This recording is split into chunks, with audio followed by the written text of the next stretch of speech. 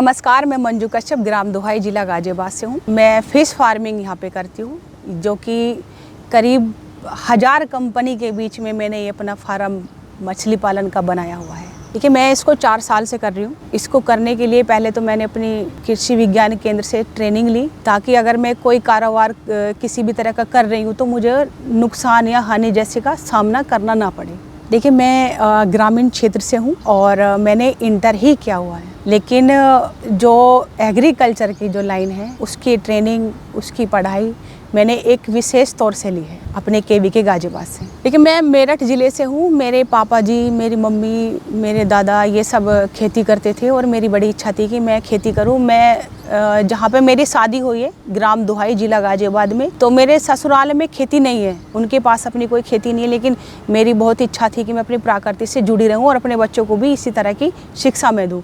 तो इसीलिए मैंने प्रयास करा कि मैं कोशिश करती हूँ कि शायद तालाब ही मिल जाए, क्योंकि मेरे यहाँ पे ससुराल में तालाबों से संबंधित कार्य करते थे, सिंगाड़े की खेती करते थे। तो इसीलिए मैंने प्रयास किया। करीब 8-9 साल के बाद मुझे माननीय मुख्यमंत्री जी के आदेश अनुसार तालाब मिले, और जिसमें मैं मछली पालन कर रही हूँ और साथ में सिंगाड़े खेती। देखिए, मेरे पास एक तो ये फार्म है 15 बीघे का, एक फार्म है 7.5, और एक मैं अभी तैयार करने वाली हूँ 52 बीघे का। मत्स्य विभाग का बड़ा जलाशय मुझे गवर्नमेंट की तरफ से मिला है। देखिए, पहले तो मैं जो मेरे किसान भाई हैं उनको मैं ये बताना चाहूँगी, अगर आपके पास तालाब है तो उसकी गहराई करीब 7 फीट होनी चाहिए। लगभग उसमें पानी 5.5 या 5 फीट होना चाहिए, क्योंकि जो हमारे पास मछलियाँ होती है वो 3 परत में रहती है। जिस तरह से एक नीचे की परत में होती है, एक बीच की परत में होती है और एक ऊपर की सतह में होती है, तो उनके बीच में करीब 1-1.5 फुट का गैप होना चाहिए, ताकि आपस में झगड़ा ना करें, क्योंकि उनके बीच में झगड़ा होता है हम जैसे इंसानों की तरह। तो पहले तो गहराई और उसमें पानी की मात्रा कितनी होनी चाहिए वो बहुत ध्यान देना अनिवार्य है। और फिर उसके बाद हम किस किस मछली का चुनाव करें, क्योंकि कुछ मछली हमारी ऐसी होती है कि ज़्यादा संख्या में हम रख सकते हैं, जैसे रहू हो गई, कतला हो गई, और उसके साथ हम जो ग्रासकार मछलियाँ होती है 10%, क्योंकि वह अधिकतर घास ही खाना पसंद करती है, तो जो उसका वेस्ट होता है तो ऑक्सीजन की उसमें कमी पड़ जाती है।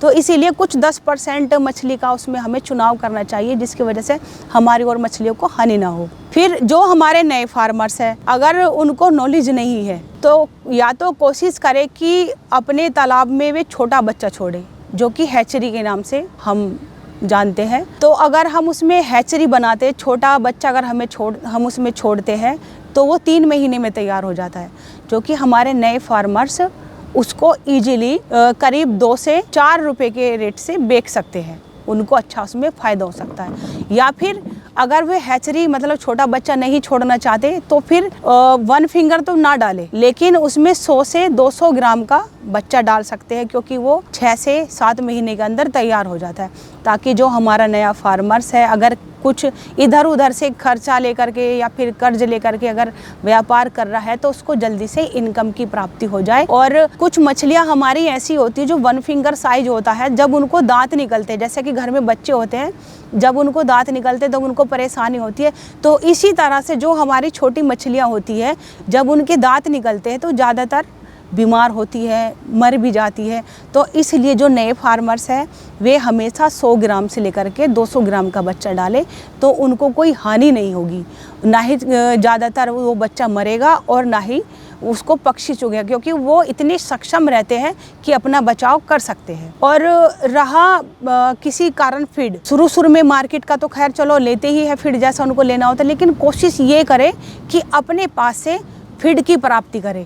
जैसे कि हमारे पास सड़ा हुआ पुराना गोबर होता है और कुछ वेस्ट बेल के पत्ते होते हैं या फिर केले के पत्ते होते हैं, हमें उसको ऊपर नीचे करके दाब देना चाहिए, ताकि उसमें छोटे छोटे बैक्टीरिया, कीड़े वगैरह उसमें बन जाए, और फिर हमें तालाब के अंदर एक साइड से लगा देना चाहिए। उसमें हमें जो कम हमारा मतलब खर्च आएगा और हम अच्छा ग्रोथ मछली की उसमें पा सकते हैं। वरना अगर मार्केट का कोई फार्मर्स हमारा खाना यूज कर रहा तो हिसाब में ही रह जाएगा, उसको ज़्यादा कोई प्रॉफिट नहीं होएगा जब तक प्रकृति द्वारा कोई खाना अपने पास से नहीं बनाएगा। तो इसलिए उनको ये भी सुझाव है कि अगर कोई फार्म तैयार कर रहा है, मछली पालन कर रहा है, तो कोशिश पहले ये करें कि हम खाना मछली का कैसे बनाएं।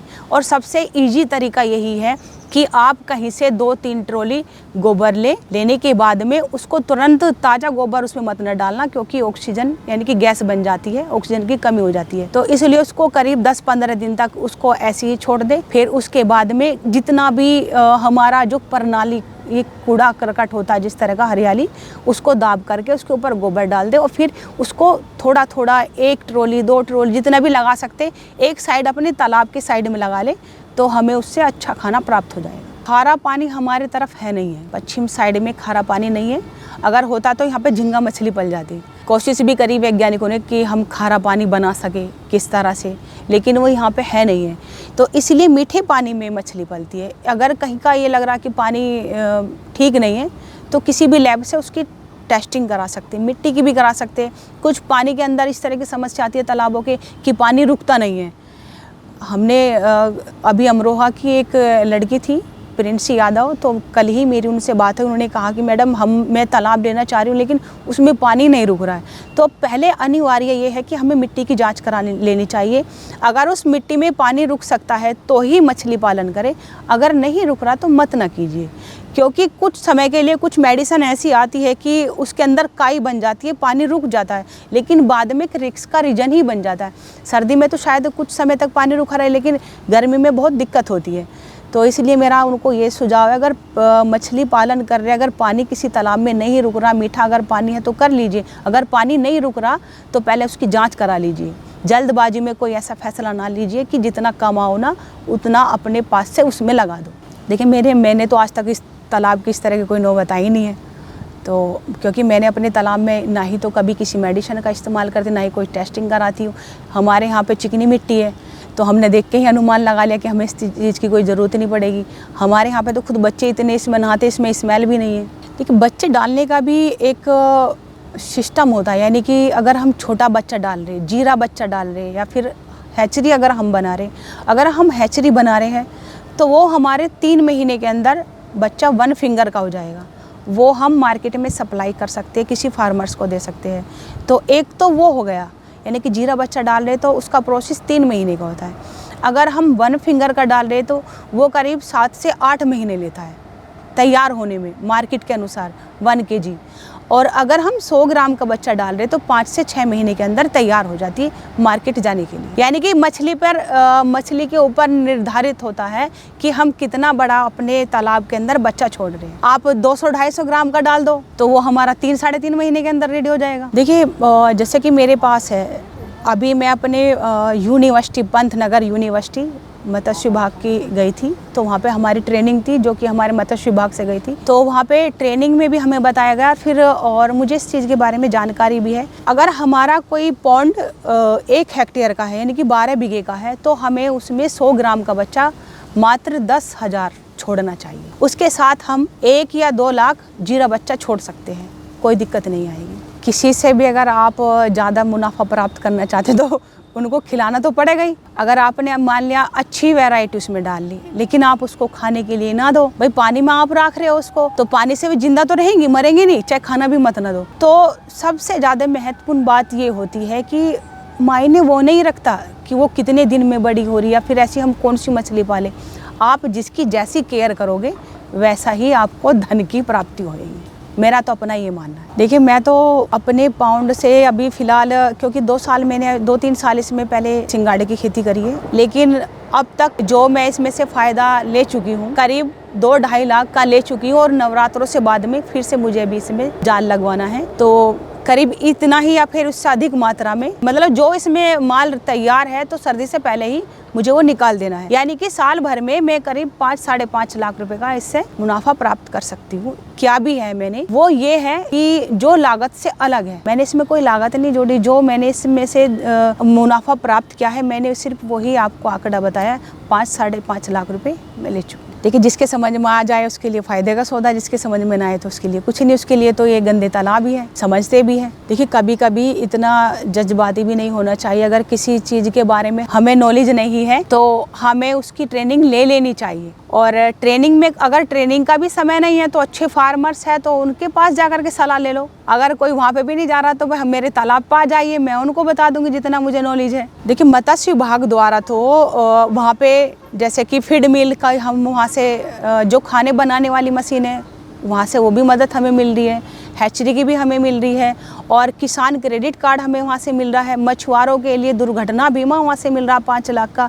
और मत्स्य विभाग के लिए मत्स्य विभाग से हमें जो कि हमारे मछुआरे भाई है, मकान बनाने के लिए 1,20,000 रुपये वहाँ से वो भी मिल रहा है। निषाद राज वोट हमें वहाँ से मिल रही है। तो काफ़ी मतलब योजनाएं वहाँ पे है, अगर कोई लेना चाहे तो ले सकता है, लेकिन कोई जानकारी अच्छी लेता है नहीं है, जाने की कोशिश करता नहीं। सब सोचते कि सरकार हमारे घर पे आके देगी। देखिए, अगर बीमारी आती है, अगर साफ स्वच्छ पानी है तो किसी भी किसान को डरने की ज़रूरत नहीं है। और देखो, ईश्वर की ऐसी मेहरबानी मेरे पे रही है कि मेरे तालाब के अंदर आज तक कोई बीमारी नहीं आई है, क्योंकि मैं बहुत साफ सफाई का ध्यान देती हूँ और टाइम के अनुसार जो जरूरी सुविधाएं होती है, जैसे कि जाल लगाना या फिर सफाई कराना, मैं वो सब कराती रहती हूँ। फिर भी अगर ये लगता है कि किसी भी तरह की बीमारी आ रही है तो हम नमक और चूने का इस्तेमाल कर सकते हैं, घरेलू नुस्खा। देखिए, बायोफ्लोक ज़्यादातर वहाँ पे कामयाब है जहाँ पे मिट्टी इस तरह की है जो कि ज़्यादा पानी पीने वाली है। लेकिन हमारे तरफ तो काफ़ी अच्छा पानी भी है और यहाँ पे बायोफ्लोक मतलब चलेगा नहीं, हमारे इधर साइड नहीं चलेगा। सबसे ज़रूरी बात होती है, अगर मान लिया हम ही है, अगर हम कहीं ऐसी जगह रह रहे हैं कि भाई हमें यहीं पर रहना अच्छा है, रखो, या अचानक से हमें ऐसी जगह बिठा दे कि हमें वहाँ पे मन ही ना लगे, तो ऐसी ही कुछ विधि इस तरह की होती है मछली की। जो मछली कच्चे में रहना पसंद करते, वो पक्के में तो रहेगी नहीं, फर्श पे तो रहेगी नहीं, तो इसीलिए बायोफ्लोक कामयाब नहीं है। वो एक अलग चीज़ है कि गवर्नमेंट उस पर भी सब्सिडी दे रही है, लेकिन बायोफ्लोक यहाँ पे कामयाब नहीं है, क्योंकि मछली ज्यादातर खाना मिट्टी से प्राप्त करती है, प्रकृति द्वारा प्राप्त करती है। तो मेरा तो यही कहना है कि बायोफ्लोक